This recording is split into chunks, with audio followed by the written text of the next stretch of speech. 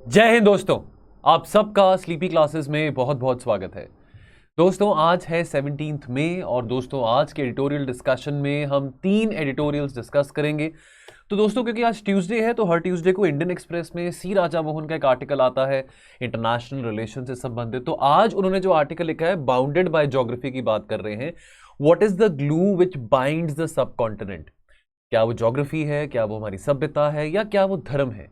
तो क्योंकि अभी प्रधानमंत्री भी नेपाल के दौरे में गए हैं तो इस करके यहाँ पे बात करी गई कि श्रीलंका हो, नेपाल हो, पाकिस्तान हो, ऐसा क्या अहम मुद्दा है, ऐसी कन्वर्जेंस है जो कि इंडिया इन तीनों देशों के साथ दिखा सकता है ताकि हमारे जो संबंध हैं सब कॉन्टिनेंट में और ज़्यादा गहरे हो सके।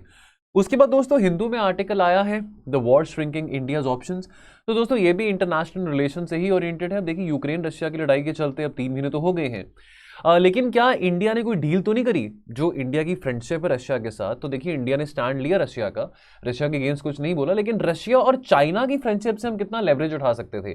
क्या हमने कोई मौका मिस तो नहीं किया? तो इसको लेके यहाँ पे बातें करी गई हैं, उसको लेके हम डिस्कस करेंगे। और अंत में दोस्तों ये भी हिंदू में आर्टिकल आया है focus in public health engineering. तो मोर देन डॉक्टर्स, देखिए हमारे पास चलो डॉक्टर्स की कमी हो सकती है, आईएएस ऑफिसर्स की कमी हो सकती है, लेकिन हमारे पास एक बहुत बड़ी कमी है पब्लिक हेल्थ इंजीनियरिंग एक्सपर्ट्स की, जो कि वेस्ट वाटर को, सॉलिड वेस्ट मैनेजमेंट को, जो सॉलिड वेस्ट है हमारा, उसको कैसे ट्रीट कर सकते हैं। बिकॉज देखिए मोस्टली जो बीमारियां हैं सारी की सारी जो आज के टाइम पे हम देख रहे हैं वो वाटर बॉर्न है। तो इस करके बहुत ज़रूरी बनता है कि वेस्ट वाटर को एफिशिएंटली ट्रीट करा जाए, और उसके लिए पब्लिक हेल्थ इंजीनियरिंग एक्सपर्ट्स बहुत ज़्यादा एसेंशियल होते हैं। तो उसको लेकर हम बातचीत करेंगे। बाकी दोस्तों हमारी रिवीजन सीरीज फॉर प्रीलिम्स 2022 बहुत जोरों शोरों से चल रही है। सो दोस्तों आज ज्योग्राफी के टॉपिक्स डिस्कस किए गए थे। 12 बजे श्रद्धा मैम ने आपकी क्लास ली थी आज यूट्यूब पे। तो दोस्तों ये जो शेड्यूल है आप देख सकते हैं, ये वीक 2 का शेड्यूल है। तो हिस्ट्री कल हो चुका है, ज्योग्राफी आज हुआ है, तो कल पॉलिटी का होगा, फिर इंडियन इकोनॉमी, फिर एनवायरमेंट, फिर आईआर का सैटरडे होगा। यानी ये वीक 3 का शेड्यूल है, तो दिन कम रह गए हैं। आई एम श्योर कि आप इन सीरीज को, इस इनिशिएटिव्स को काफ़ी सीरियसली ले रहे हैं। उसके अलावा हमारे 1 मिनट सीरीज भी चल रही है, यूट्यूब शॉर्ट सीरीज जो है, तो हम रिवाइज कर रहे हैं आपके साथ काफ़ी सारे टॉपिक्स, साइंस के हैं, एथिक्स के हैं, सोशल इश्यूज़ हैं, economy, environment, geography, IR, history, science and tech, ये सब टॉपिक्स आपके साथ रिवाइज करे जा रहे हैं। तो ये सब फॉलो करते रहिए ये इनिशिएटिव्स। बाकी शुरू करते हैं discussion. Bounded by geography, C Raja Mohan. Now the glue binding the subcontinent. देखिए अभी बहुत एक, देखिए अगर हम इंडिया को छोड़ के अगर श्रीलंका, नेपाल, पाकिस्तान की बात करें तो कहीं ना कहीं तीनों ही देशों में पॉलिटिकल इंस्टेबिलिटी बनी हुई थी। श्रीलंका में तो अभी भी है, पाकिस्तान में चलो अभी थोड़ा सा लग रहा है कि स्टेबिलिटी आई है, और अगर नेपाल की बात करें तो बहुत लंबे अरसे के बाद नेपाल में एक स्टेबिलिटी आई है। अब देखिए, अब ये बहुत पुरानी कहावत है कि जैसे अटल बिहारी वाजपेयी जी भी कहते थे कि आप देखिए अपने जो दोस्त हैं वो आप चुन सकते हैं कि आपको किससे दोस्ती करनी है, किससे नहीं दोस्ती करनी है, किससे दुश्मनी करनी है, लेकिन आप अपने पड़ोसियों को नहीं चुन सकते हैं। वो तो जो ज्योग्राफी है तो वो है। अब चाहे आप एक न्यूक्लियर आर्म नेबरहुड में रहते हैं, ठीक है, चाहे आपकी दोस्ती चाइना के साथ, पाकिस्तान के साथ अच्छी नहीं है, लेकिन you can't change the neighbours, है ना। अब देखिए, अब महंगाई तो हर जगह है। अभी इंडिया में भी अगर इन्फ्लेशन की बात करें 8% के आसपास इन्फ्लेशन है, ठीक है। बहुत ये जो क्राइसिस, इन्फ्लेशन क्राइसिस की, अभी हम पोस्ट पैंडेमिक रिकवरी की बात इतने लंबे अरसे से कर रहे थे, अब वो दिख रहा है कि चाहे वो इंडिया है, चाहे वो नेपाल है, चाहे वो श्रीलंका है, कोई भी देश हो, अमेरिका हो, हर जगह महंगाई बढ़ी हुई है। तो क्या ये समय नहीं है कि अगर हम सब कॉन्टिनेंट की बात करें, चलो अंग्रेजों ने लाइंस डीमार्केट करके बॉर्डर्स बना दिए, था तो ये पहले एक ही सब कॉन्टिनेंट, इंडियन सब कॉन्टिनेंट्स को कहते थे, है ना। चाहे पाकिस्तान हो, श्रीलंका हो, नेपाल हो, म्यांमार हो, पहले तो एक ही सब इसको कहा जाता था। तो क्या जरूरी नहीं है कि यहाँ पे और रीजनल कोऑपरेशन हम दिखाएं? अब regional cooperation in the form of SAARC, तो वो तो ब्लॉक एग्जिस्ट करता था, लेकिन आज के टाइम पे सार्क है कहाँ पे? सार्क की रेलेवेंस कितनी रह गई है? तो बहुत जरूरी है कि जब इस समय में जब बहुत सारे देश श्रीलंका, नेपाल, पाकिस्तान क्राइसिस से गुजर रहे हैं, संकट से गुजर रहे हैं, तो यहाँ पे कोऑपरेशन दिखाई जा सकती है अपने पॉलिटिकल डिफरेंसेस को थोड़ा साइड पे रख के। देखिए श्रीलंका और नेपाल की बात करें, वो तो अपना सबक सीख चुके हैं। जो चाइना के साथ उनकी दोस्ती बहुत ज़्यादा गहरी हो गई थी, वो सबक सीख चुके हैं कि चाइना के साथ दोस्ती हमारे लिए अच्छा नहीं था। रही बात पाकिस्तान की, तो पाकिस्तान चलो अब शहबाज शरीफ वहाँ पे प्राइम मिनिस्टर बने हैं, तो वो तो यही कह रहे हैं कि जी हम इंडिया के साथ रिलेशन तो अच्छे चाहते हैं, लेकिन हमको भी पता है कि पाकिस्तान में आप कह दो रिलेशन अच्छे चाहते हैं, लेकिन जब तक आर्मी का आशीर्वाद वहां पे ना हो तब तक ये बातें मुकम्मल नहीं हो पाती है ना। अब शहबाज शरीफ ने ये भी कहा है कि जी हम ट्रेड टाइज इंडिया के साथ नॉर्मल नहीं करेंगे, तो सबकी क्या जरूरत है? अभी आपकी इकोनॉमी की हालत देखो कैसी है, ठीक है। आईएमएफ के पास आप भीख मांगते मांगते जाते हो कि जी हमारे पास पैसे नहीं है, क्राइसिस आया हुआ है, तो थोड़ी कोऑपरेशन दिखाने की जरूरत है यहाँ पे, है ना। इंडिया, श्रीलंका, नेपाल, पाकिस्तान थोड़ी कोऑपरेशन दिखाएं। हर जगह लड़ाई तो चल ही रही है, रशिया यूक्रेन की लड़ाई चल रही है, कल को कोई और कहीं लड़ाई चल पड़ेगी, तो यहाँ पे इस पर्टिकुलर सब कॉन्टिनेंट ब्लॉक में कोऑपरेशन दिखाना बहुत जरूरी है। अब अगर श्रीलंका की बात करें, देखिए श्रीलंका में गो गोटा गो के नारे लग रहे हैं, ठीक है। गोताबाया राजपक्सा जो प्रेसिडेंट है, उनको जो बहुत सारे लोग हैं, जो सिविल सोसाइटी के लोग हैं, वो कह रहे हैं कि भी इसको ये एज अ प्रेसिडेंट अपने आप को रिजाइन करें, ठीक है। अब ये इंडियन फॉरेन पॉलिसी के लिए भी चैलेंज है कि अगर हम सपोर्ट कर रहे हैं श्रीलंका को इस टाइम पे, क्राइसिस के टाइम पे हम श्रीलंका की हेल्प कर रहे हैं, पर वो कोई अगर हमारी हेल्प श्रीलंका को जा रही है, और खास करके जो वहां पे प्रेजेंट एस्टैब्लिशमेंट है, that is not being viewed good by the public of Sri Lanka, तो कहीं वो हमारे लिए एक नेगेटिव सेंटिमेंट जनरेट ना करे, यानी कि हमारे जो पीपल टू पीपल रिलेशंस है श्रीलंकन सोसाइटी के साथ, श्रीलंका के लोगों के साथ, कहीं वो नेगेटिव ना हो, क्योंकि हम गोताबाया राजपक्सा की सरकार की हेल्प कर रहे हैं, ठीक है। अब श्रीलंका में तो बहुत गंभीर समस्या है, वहाँ पे दूध, अंडा, ये जो नॉर्मल चीज़ें हम रोज़ डे बाय डे खाते हैं, ठीक है, सब्जियों की बात करें वो बहुत महंगी हो गई है, ठीक है। अंडा 30 रुपये का मिलता है वहाँ पे, दूध की बात करें 1000 रुपये का वहाँ पे दूध मिलता है, मिल्क पाउडर मिलता है, तो बहुत गंभीर समस्या है। लेकिन अभी तो मदद कर रहे हैं, पर अभी श्रीलंका की सरकार जो हमारे लिए बहुत थैंकफुल है, जो भी हमको, देखिए अब जितनी हमने उनको हेल्प करी है, एड दी है, जितना हम कर सकते हैं कर रहे हैं, लेकिन ये जो पॉजिटिव सेंटिमेंट्स हैं, ये कितने लंबे अरसे तक स्टेबल रह सकते हैं? क्या श्रीलंका इस बात को याद रखेगा कि इंडिया ने मुसीबत के टाइम पे हेल्प किया था, या कल को कहीं 4-5 साल बाद फिर से वो अपनी प्रो चाइना पॉलिसी कहीं शुरू कर देगा, ठीक है। तो यहाँ पे सी राजामोहन एक बड़ी अच्छी बात कहते हैं कि जो पॉजिटिव सेंटिमेंट्स हैं, they are driven by crisis, do not always last. अब नेपाल की बात करें, अब कल हमने नेपाल को लेकर भी आर्टिकल डिस्कस किया था, हमने बुद्धिस्ट सर्किट की बात करी थी, ठीक है। अब देखिए लुम्बिनी में हम अपनी प्रेजेंस, देखिए लुम्बिनी जहाँ पे गौतम बुद्ध जी का जन्म हुआ था, है ना। अब लुम्बिनी में अब चाइना ने मोनास्ट्री बनाई है, चाइना की प्रेजेंस नेपाल में काफ़ी ज़्यादा है एज कम्पेयर टू इंडिया। तो बहुत लंबे अरसे से हम बात करें कि कैसे हम अपनी सिविलाइजेशनल लिंक्स को, सभ्यता को और इंटीग्रेट कर सकते हैं, ठीक है, बुद्धिस्ट सर्किट को डेवलप कर सकते हैं। तो ये जो आइडिया है बुद्धिस्ट सर्किट का, कितने सालों से चलता आ रहा है, 2016 से हम इसके बाद सुनते आ रहे हैं, कितने सारे, देखिए अब 8 में से 7 पिलग्रिमेज साइट्स हैं जहाँ पे जो बुद्धिस्ट तीर्थ यात्री हैं जो कि आते हैं, तो वो 8 में से जो 7 पिलग्रिमेज साइट्स हैं वो तो इंडिया में ही हैं, ठीक है। तो अब लेकिन उसके बावजूद भी हम इतना टूरिज्म अट्रैक्ट नहीं कर पाते हैं, ठीक है। इतना टूरिज्म, जो बुद्धिस्ट टूरिज्म है, जो बुद्धिस्ट पिलग्रिमेजेस, वो अट्रैक्ट नहीं कर पाते हैं, ठीक है। Almost 500 million global Buddhist population है। तो देखिए कितना ज़्यादा अच्छा होगा कि अगर हम इस टूरिज्म पोटेंशियल को और टैप कर सकें, ठीक है। कितना हमको, देखिए अब ये इकोनॉमिकली भी कितना अच्छा रहेगा नेपाल के लिए, इंडिया के लिए, इवन श्रीलंका में भी श्रीलंका में भी जो मेजॉरिटी पॉपुलेशन है वो बुद्धिस्ट पॉपुलेशन है। तो अब इंडिया की अगर हम बात करें, चलो हम काफ़ी लंबे अरसे से हम कोशिश कर रहे हैं कि कैसे इंफ्रास्ट्रक्चर को थोड़ा स्पीड अप कर सकें। अगर जहां तक हम बुद्धिस्ट सर्किट की बात करते हैं, देखिए अभी पीछे मैंने कल भी डिस्कस किया था कि अभी अक्टूबर 2021 की ही बात है कि कुशीनगर इंटरनेशनल एयरपोर्ट की भी स्थापना करी गई थी, ठीक है। तो अब ठीक है, हम अपनी तरफ से एफर्ट कर रहे हैं। नेपाल की बात करें, नेपाल में देखिए बहुत लंबे टाइम से पॉलिटिकल इंस्टेबिलिटी बनी हुई थी। अब लग रहा है कि नेपाल में थोड़ा एक वो जो पॉलिटिकल वैक्यूम था थोड़ा स्टेबलाइज हो चुका है। अब नेपाल की अब नेपाल में जो पॉलिटिकल एस्टैब्लिशमेंट है वो भी थोड़ा प्रो इंडिया अपने सेंटिमेंट्स दिखा रहे हैं। बहुत लंबे टाइम से ऐसा लग रहा था कि नेपाल भी इंडिया के हाथों से जा रहा था, थोड़ा हम भी नेपाल को हल्के में ले रहे थे, लेकिन अब थोड़ा सा सिनर्जी देखने को मिल रही है इंडिया नेपाल के बीच में। तो बहुत जरूरी है कि जो पोटेंशियल ऑफ टूरिज्म है साउथ एशिया में, चलो आपके रेवेन्यूज तो बढ़ेंगे, पैसा तो आएगा, लेकिन उसके अलावा ये टूरिज्म बढ़ने के अलावा, एक टूरिज्म रेवेन्यू आने के अलावा एक और इसका इंपैक्ट है, वो ये है कि this will have a very calming effect as far as the troubled political relations between the nations is concerned. तो ये बहुत जरूरी बात है जो कि समझनी जरूरी है।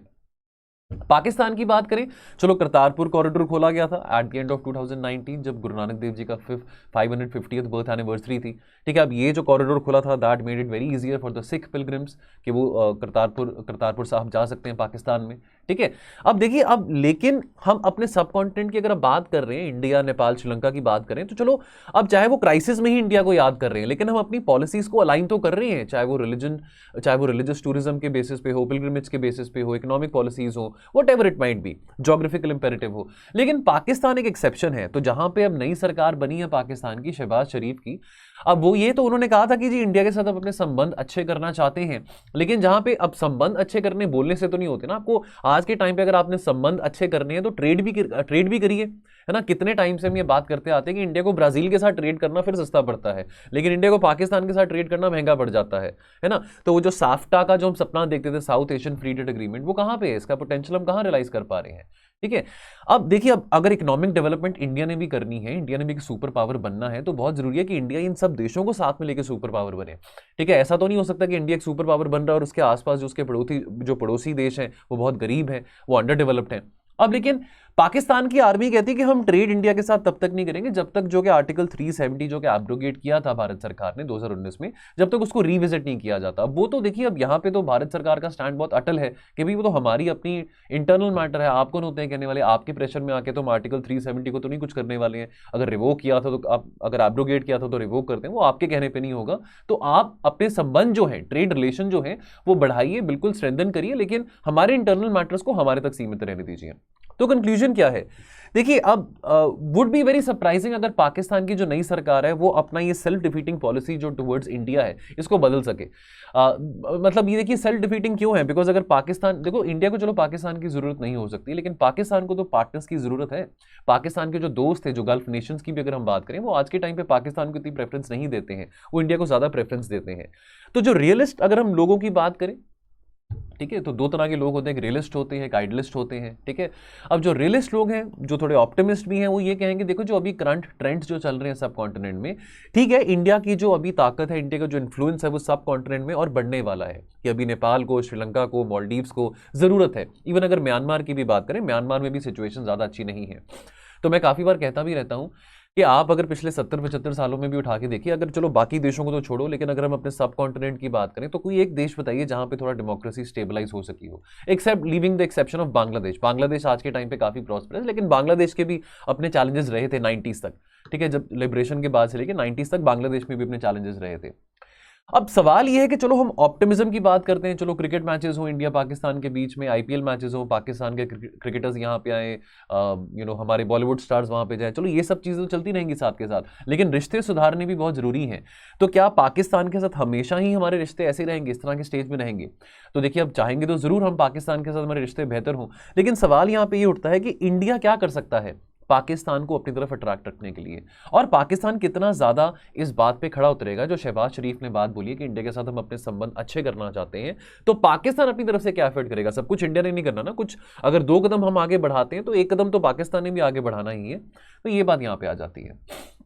बाकी दोस्तों ये कोर्सेज हैं कुछ हमारे, अगर आप लेना चाहते हैं, अगर बाय चांस दोस्तों आप अगर अगले साल अपना पहला अटेम्प्ट देंगे, या चलो अगर आपके प्रीलिम्स क्लियर होते हैं इस बार आप मेंस देंगे, तो दोस्तों आप एसए की बात करें, जीएस की बात करें, तो इसमें फॉर एग्जांपल अगर आप नेक्स्ट ईयर अपना पहला अटेम्प्ट देंगे तो आपने प्री कम मेंस ओरिएंटेड आपने तैयारी करनी है, कॉम्प्रिहेंसिव तैयारी करनी है, खास करके मेंस आंसर राइटिंग प्रैक्टिस आपने करनी है। बिकॉज देखिए टू बी वेरी फ्रैंक, अगर आपने अगले साल अपना पहला अटेम्प्ट देना है तो बहुत जरूरी है कि आप अपना जो प्रीलिम्स है वो मेंस रेडी होकर अपना प्रीलिम्स दीजिए, ठीक है। प्रीलिम्स क्लियर हो भी जाएगा, 150 नंबर भी आ जाएंगे तो भी कोई फायदा नहीं होने वाला, मेंस क्लियर करना बहुत जरूरी है। तो इस करके बहुत अच्छा मौका है दोस्तों, अगर आप अभी जुड़ना चाहते हैं, अगले साल आपका पहला अटेम्प्ट है, तो अभी से मेंस की आंसर राइटिंग प्रैक्टिस करना चाहते हैं, तो ये डिफरेंट कोर्सेज हैं, ठीक है। कोर्सेज के प्राइसेस भी यहाँ पे अवेलेबल हैं, इजी इंस्टॉलमेंट ऑप्शंस भी हैं, तो आप हमारे टोल फ्री नंबर पे कॉल करके इसके बारे में इंफॉर्मेशन ले सकते हैं और इसको अवेल कर सकते हैं। चलिए, तो अगला आर्टिकल हैप्पीमैन जेकब ने लिखा है, ये भी बहुत अच्छे आर्टिकल्स लिखते हैं इंटरनेशनल रिलेशंस में। अब ये लिखते हैं war that is shrinking India's geopolitical options. देखिए अब यहाँ पे डिमिनिशिंग ऑप्शंस की बात हो रही है। देखिए अब यूक्रेन का जो वॉर है ना, अब यूक्रेन की लड़ाई के चलते देखिए 3 महीने हो चुके हैं। चलो हमारे प्रधानमंत्री जी ने यह भी कहा था कि इस लड़ाई में कोई भी सिकंदर नहीं होगा, कोई जीत भी गया तो उसका कोई फायदा नहीं है, इतने सारे लोग मर गए हैं। अब देखिए अब यहाँ पे रशिया की क्रेडिबिलिटी के ऊपर भी सवाल उठाए गए हैं। लगता तो ये था कि रशिया यूक्रेन को डिफीट कर पाएगा, लगता तो ये था कि रशिया अपने जो गोल्स हैं वो मीट कर पाएगा, लेकिन अभी आज के टाइम पे रशिया की सिचुएशन कोई बहुत ज़्यादा अच्छी नहीं है, ठीक है। तो अब आज के टाइम पे अगर हम अपनी बात करें, देखिए यूक्रेन की लड़ाई के चलते हम बहुत बार ये बात कर चुके हैं कि जो जियोपॉलिटिकल बैलेंस है since the end of the cold war और since the disintegration of USSR, वो काफ़ी बदल गया है। अब 3 ऐसे मुख्य कारण हैं जिसके चलते हमारे जो ऑप्शंस अवेलेबल हैं, अगर खास करके इंडो पैसिफिक की बात करें, वो थोड़े वीक होते दिखाई दे रहे हैं। वो 3 कारण ये है। पहली बात तो रशिया की क्रेडिबिलिटी के ऊपर सवाल उठाया जा रहा है, क्योंकि अभी तक तो हम रशिया का हमने काफी स्टैंड लिया। चलो रशिया को हमने ये तो नहीं कहा कि आप बहुत अच्छा कर रहे हैं यूक्रेन में लड़ाई करके, लेकिन हमारी दोस्ती है रशिया के साथ, तो हमने अपना बैलेंसिंग जो एक्ट है बहुत अच्छा बना के रखा, रशिया के साथ भी, वेस्ट के साथ भी। कितने सारे देखिए डिग्निटरीज थे, है ना, चाहे चाइना से हो, जापान से हो, रशिया से हो, अमेरिका से हो, जर्मनी से हो, कितने सारे डिग्निटरीज थे, एम्बेसडर्स थे, मिनिस्टर्स थे जो इंडिया आ रहे थे, इंडिया को अपनी तरफ करने की कोशिश कर रहे थे, और इंडिया को एज ए स्विंग स्टेट भी कहा जा रहा था कि इंडिया जिस पर्टिकुलर ब्लॉक के टुवर्ड्स अपना स्टैंड देगा, उस ब्लॉक का जो पलड़ा है वो ज्यादा भारी होगा। लेकिन अभी तो रशिया के साथ बैलेंसिंग करने का कोई फायदा नहीं दिखाई दे रहा। अभी रशिया वो रशिया नहीं है जो 3 महीने पहले रशिया था, ठीक है। इतना टाइम हो गया, रशिया कोई कंक्रीट गोल्स तो नहीं अचीव कर पाया। दूसरी बात जो बहुत चिंता की बात है, अब ये रशिया यूक्रेन की लड़ाई के चलते चाइना बहुत फायदा उठा रहा है, खास करके इंडो पैसिफिक रीजन में। और जो अमेरिका का फोकस है, अमेरिका, अगर हम वेस्ट की बात करें, अमेरिका का जो फोकस है चाइना के ऊपर, देखिए आर्टिकल्स आते रहते हैं, डिफरेंट डिफरेंट व्यूज हैं। कुछ टाइम पहले हमने ये भी डिस्कस किया था कि जो बाइडेन ये कह रहे थे कि भाई मैं दोनों थिएटर्स को देख लूंगा, मैं यूक्रेन में भी फोकस रखूंगा और इंडो पैसिफिक में भी फोकस रखूंगा। अब यहां पे हैप्पीमैन जेकब ये कह रहे हैं कि जो वेस्ट का फोकस है चाइना के ऊपर, वो थोड़ा डिमिनिश होता दिखाई दे रहा है, बिकॉज वेस्ट की एनर्जी ज्यादातर यूक्रेन के ऊपर है, यूरोप के ऊपर है। लेकिन जो बाइडेन, इस बात को मैं फिर से रिपीट करूंगा, वो कहते हैं कि भी मेरी जो एनर्जी है, जो मेरा फोकस है, वो अभी भी कोर इंडो पैसिफिक के टुवर्ड्स ही है। अब डिलेमास अगर हम बात करें फॉर इंडिया, देखिए अब बैलेंसिंग एक्ट का फायदा भी क्या, अब क्या फायदा उस चीज का अगर हम अपना बैलेंसिंग एक्ट बना के रखें, रशिया को एक तरफ खुश करना और अमेरिका को एक तरफ खुश करना। ना तो अमेरिका इस वक्त अभी, अकॉर्डिंग टू हैप्पीमैन जेकब, ना तो अमेरिका इस वक्त अभी ज्यादा अपना एंगेजमेंट दिखा पाएगा टुवर्ड्स इंडो पैसिफिक, और रशिया वो उतना स्ट्रांग रशिया भी नहीं रहा। सबसे बड़ा जो डिलेमा हमारे सामने है, सबसे बड़ा जो चैलेंज हमारे सामने है, वो है चाइना का चैलेंज।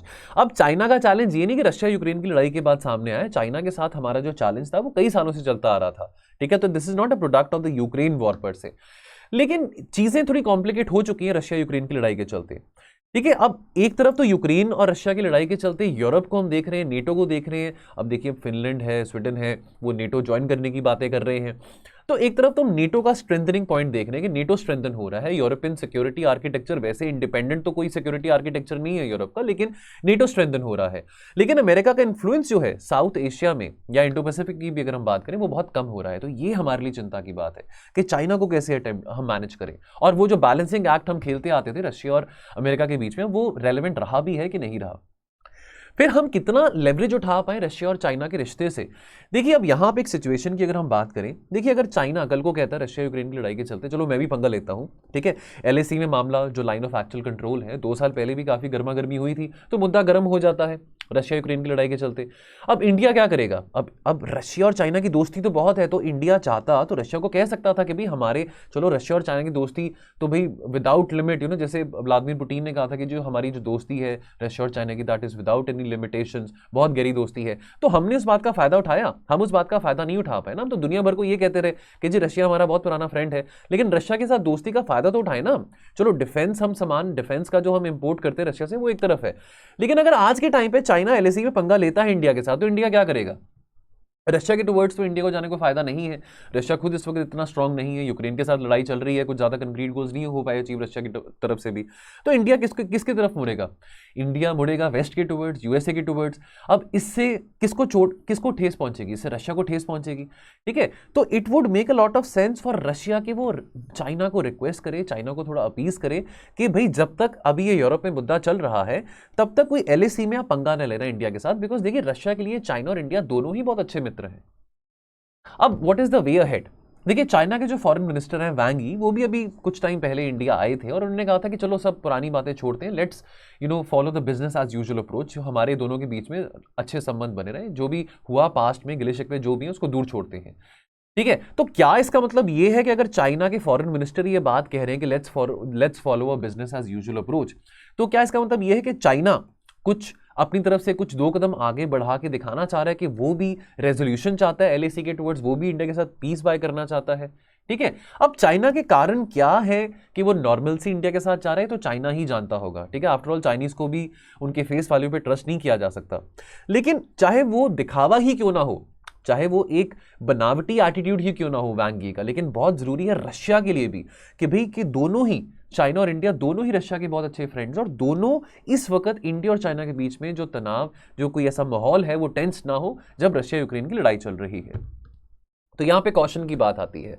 तो नोट ऑफ कॉशन ये है कि कल को चाइना कहता है कि चलो ठीक है जी, मैं एलएसी की सिचुएशन जो है, एलएसी पे मैं, चलो रशिया ने मेरे को बहुत रिक्वेस्ट किया कि इंडिया के साथ हम अपना हाथ बढ़ाएं, दोस्ती करें, चलो ठीक है। अब चाइना कल को कहता है कि चलो मैं अपने सारे डिस्प्यूट्स एलएसी के क्रॉस रिजॉल्व करने को तैयार हूं, लेकिन शर्त यह है, बशर्ते कि इंडिया ये जो अपनी इंगेजमेंट क्वाड में बहुत ज्यादा दिखा रहा है, अमेरिका के साथ बहुत इंगेजमेंट जो इंडिया दिखा रहा है इंडो पैसिफिक में, वो इंडिया को रोकना पड़ेगा, ठीक है। लेकिन इंडिया ये नहीं कर सकता, इंडिया ऐसा बिल्कुल नहीं कर सकता। India can ill afford to do that. Now, India could have utilized many incoherent contradictions during the time of this Russia-Ukraine war, जो contradictions चाइना और रशिया के बीच में है। लेकिन यूक्रेन की लड़ाई के चलते अभी वो कॉन्ट्रडिक्शंस भी सारी सस्पेंड हो चुकी हैं, बिकॉज रशिया अभी डिमिनिश हो रहा है। रशिया का जो पलड़ा है वो इतना भारी नहीं रहा। 3 महीने हो गए लेकिन अभी भी कुछ सिचुएशन सामने क्लियर नहीं हुई है। चलिए दोस्तों, आज का लास्ट एडिटोरियल रहेगा focusing on public health engineering. देखिए दोस्तों, अब अगर हम पानी की बात करें तो मोस्टली सारी की सारी बीमारियां, देखिए अब सैनिटेशन को लेके, स्वच्छता को लेके तो अब खास करके कोरोना के टाइम पे बहुत चीज़ें मोबिलाइज करी गई हैं। सैनिटेशन देखिए बहुत इंपॉर्टेंट एक कंपोनेंट बन चुका है हमारी लाइफ का।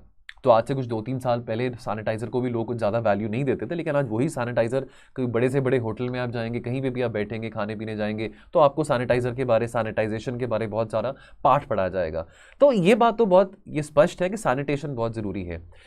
तो अब सैनिटेशन की बात जहां पे आती है तो सैनिटेशन के साथ चलो हाथ धोना तो सैनिटेशन है, लेकिन हम पानी जो पीते हैं, देखिए पानी भी साफ होना बहुत जरूरी है। अब अगर हम साफ पानी नहीं पिएंगे तो कुछ हमारे सामने रिपोर्ट्स यहां पे सामने हैं। About 70% of the sewage is discharge untreated into India's water bodies, और वो पानी हम पीते हैं, कंज्यूम करते हैं, उससे बीमारियां होती हैं। 20% से ज्यादा जो बीमारियां हो रही हैं दुनिया भर में वो कंटामिनेटेड वाटर के कारण हो रही हैं, खास करके इंडिया में, ये वर्ल्ड बैंक की रिपोर्ट बताती है। और 1/5 of the children are dying 5 साल की उम्र से पहले, before their 5th birthday, because of poor sanitation.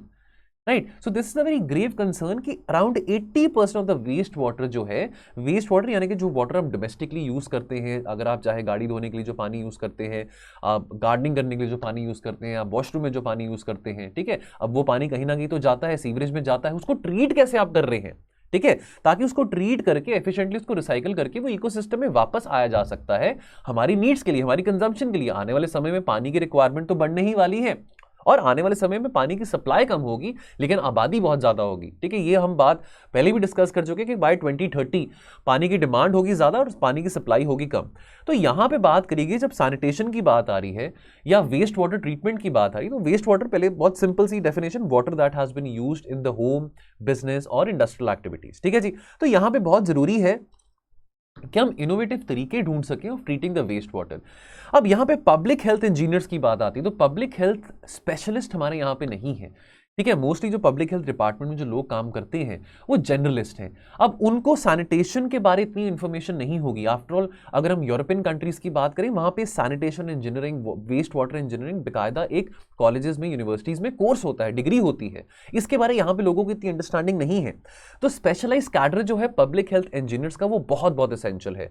लेकिन इंजीनियरिंग और पब्लिक हेल्थ जो है ना, इसको डिफरेंट फील्ड्स की तरह समझा गया। ये नहीं देखा गया कि जो इंजीनियरिंग है या पब्लिक हेल्थ जो है, ये एक इंटीग्रेटेड अप्रोच के साथ स्टडी करना, समझना बहुत जरूरी है। तो फॉर एग्जांपल अगर हम बात करें, देखिए सिविल इंजीनियरिंग, यहाँ पे बहुत सारे कॉलेजेस हैं जो सिविल इंजीनियरिंग के कोर्सेज देते हैं। आई एम श्योर आप में से भी बहुत होंगे जो सिविल इंजीनियर्स होंगे, ठीक है। अब इंडिया में सिविल इंजीनियरिंग में चलो एक आधा कोर्स होता है इन्वायरमेंटल इंजीनियरिंग को लेके। आई एम श्योर कॉलेजेस में सीन क्या होता है, इस तरह के जो कोर्सेज होते हैं, देखो चलो इन्वायरमेंट को लेकर यूपीएससी की तैयारी जब आप करते हैं तो हम बहुत ज्यादा सीरियसली इन्वायरमेंट को पढ़ते हैं। लेकिन कॉलेजेस में जब इस तरह का सब्जेक्ट पढ़ाया जाता है तो बहुत सारे बच्चे मास बंक कर लेते हैं कि चलो इस सब्जेक्ट को क्या पढ़ना है, ये सब्जेक्ट हमारे इतना कोर रेलेवेंट नहीं है। लेकिन इस तरह का एटीट्यूड भी अच्छा नहीं है जो बच्चों के अंदर है कि चलो ये एनवायरमेंट का सब्जेक्ट क्या पढ़ना, हमारे लिए इतना रेलेवेंट नहीं है, मास बंक कर लेते हैं, कल को चीटिंग करके उसको सब्जेक्ट में पास हो जाएंगे। तो ये सब चीजें ठीक नहीं है। तो पहली बात तो ये कि 1-2 कोर्सेज ही एनवायरमेंटल इंजीनियरिंग में क्यों, पहले तो ये बात आ जाती है। जब यूरोप, अगर हम यूरोपियन कंट्रीज की बात करें, अमेरिका की बात करें, वहां पे तो एनवायरमेंटल इंजीनियरिंग को, एनवायरमेंट के बहुत सारे कोर्सेज हैं जो बच्चों को पढ़ाए जाते हैं। अब एक आधे कोर्स से क्या होगा, चलो बच्चों को थोड़ी बहुत ही अंडरस्टैंडिंग हो जाएगी वेस्ट वाटर मैनेजमेंट के बारे, लेकिन एक जो स्पेशलाइजेशन नाम की चीज होती है वो तो नहीं होगी ना। आपने टाइम पास के तौर पे आपने एक आधी कोई किताब पढ़ ली इन्वायरमेंटल इंजीनियरिंग, डजंट मीन कि आप स्पेशलिस्ट बन गए हैं। तो जो नेक्सस है between waste water and solid waste management, ये समझना बहुत जरूरी है, और ये पब्लिक हेल्थ इश्यूज में इतना ज्यादा क्लियरली सामने नहीं आया। सिविल इंजीनियर्स के पास ज्यादा एडिक्वेट स्किल्स नहीं है कि इन पब्लिक हेल्थ इश्यूज को एड्रेस कर सकें, और जो पब्लिक हेल्थ प्रोफेशनल्स हैं उनके पास टेक्निकल स्किल्स नहीं है कि वो वेस्ट वाटर ट्रीट कैसे किया जा सकता है। तो अब देखिए, हम यहाँ पे जल जीवन मिशन की बात करते हैं कि जी हमने हर घर में पानी पहुंचाना है, रूरल हाउसहोल्ड्स में टैप वाटर कनेक्शन देना है। अब इतने एम्बिशियस टारगेट के लिए बहुत जरूरी है कि यहाँ पे अब देखिए पानी तो लिमिटेड है ना, पानी तो अनलिमिटेड नहीं आ रहा कहीं से। अब पानी, अगर हमने स्वच्छ पानी हर जगह पहुंचाना है, हर गांव में पहुंचाना है, हर घर में पहुंचाना है, तो ट्रीटमेंट ऑफ वेस्ट वाटर यहां पे बहुत नेसेसरी हो जाता है कि कैसे हम वेस्ट वाटर को एफिशिएंटली ट्रीट कर सकते हैं। तो इसके लिए बहुत जरूरी है कि हम public health engineers task force जो है उसको इंप्लीमेंट करें, पब्लिक हेल्थ इंजीनियरिंग पे एम्फेसिस करें, इस तरह के कोर्सेज यूनिवर्सिटीज में लेके आए जो कि बच्चे समझ सके कि waste water engineering, waste water management कैसे होती है और क्या टेक्निकल सोल्यूशंस हैं to address the problem of water scarcity. अब इंटरनेशनल ट्रेंड्स की बात करें तो जैसे आपको मैंने बोला कि यूरोप में बहुत सारे जो कैंडिडेट्स हैं बच्चे हैं वो स्पेशलाइज करते हैं वेस्ट वाटर इंजीनियरिंग में, तो हमारी भारत सरकार को भी कंसिडर करना चाहिए कि कैसे पब्लिक हेल्थ इंजीनियरिंग जो कोर्सेज हैं वो हम यहाँ पे इंट्रोड्यूस कर सकते हैं एक वेल स्ट्रक्चर्ड मैनर में, चाहे वो मास्टर डिग्री प्रोग्राम हो या थ्रू डिप्लोमा प्रोग्राम हो। और साथ के साथ पब्लिक हेल्थ इंजीनियरिंग को एक मल्टी डिसिप्लिनरी फील्ड की तरह देखना बहुत ज़्यादा ज़रूरी है। ठीक है, तो आने वाले समय में जो हमारे पॉलिसी मेकर्स हैं, डिसीजन मेकर्स हैं, तो उनको भी बहुत ज़रूरी रहेगा कि पानी लोगों तक पहुंचाना है, पानी हर घर तक पहुंचाना है, साफ पानी पहुंचाना है। तो क्या लेटेस्ट टेक्नोलॉजीज़ हैं जो कि इस्तेमाल की जा सकती है वेस्ट वाटर ट्रीटमेंट में, वेस्ट वाटर क्वालिटी मॉनिटरिंग में, इस तरह की टेक्नोलॉजी एक्सप्लोर करना बहुत ज़्यादा ज़रूरी है। अंत में दोस्तों ये कोट है, कोट बहुत ज़्यादा अच्छी मेरे को लगी, इस करके मैंने इसको बिल्कुल अलग से हाईलाइट किया हुआ है। Diseases can not be contained unless we provide good quality and adequate quantity of water. तो ये बात समझनी बहुत जरूरी है कि बीमारियों से लड़ने के लिए हमको पहले साफ पानी पहुंचाना बहुत बहुत ज्यादा जरूरी है, बिकॉज 80% से ज्यादा बीमारियां गंदा पानी पीने से, कंटामिनेटेड वाटर पीने से दुनिया भर में लोगों को हो रही हैं। तो दोस्तों PYQ ये इकोनॉमिक्स से रिलेटेड है, 2013 में क्वेश्चन आया था यूपीएससी के एग्जाम में। Economic growth in country X will necessarily have to occur if, तो ये 4 ऑप्शंस हैं, चारों में से कौन सा सही ऑप्शन आपने कमेंट सेक्शन में बताना है। और question frame from editorials, in the backdrop of a diminishing Russia in Europe, regional balance of power is shifting towards Beijing, यानी कि जो चाइना की राजधानी है। Do you agree? इसको 200 शब्दों में बताइए। और more than doctors India needs public health engineers, comment करिए इसको 200 शब्दों में। कमेंट सेक्शन में आप 2 या 3 सेंटेंसेस में भी कमेंट कर सकते हैं अगर आपको 200-300 शब्दों में कमेंट करना ठीक नहीं लग रहा। चलिए दोस्तों, आज के लिए इतना ही, मिलेंगे कल और एनालिसिस के साथ। तो आप अपना ध्यान रखिए और पढ़ते रहिए। थैंक यू सो मच, जय हिंद।